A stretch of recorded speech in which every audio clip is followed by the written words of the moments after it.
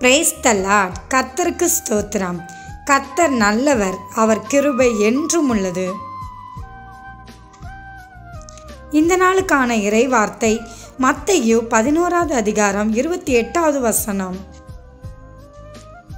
நான் உங்களுக்கு இளைப்பாறுதல் தருவேன். ஆமென்.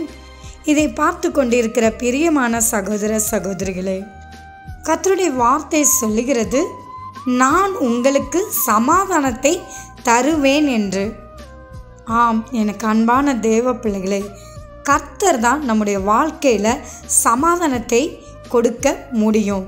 இன்றைக்கு நீங்கள் ஏதோ ஒரு காரியத்தின் நிமித்தம் அல்லது வியாதி நிமித்தம் அல்லது பிரச்சனை நிமித்தம் வேலை இல்லாதது நிமித்தம் சமாதானத்தை இழந்து நீங்கள் காணப்படலாம்.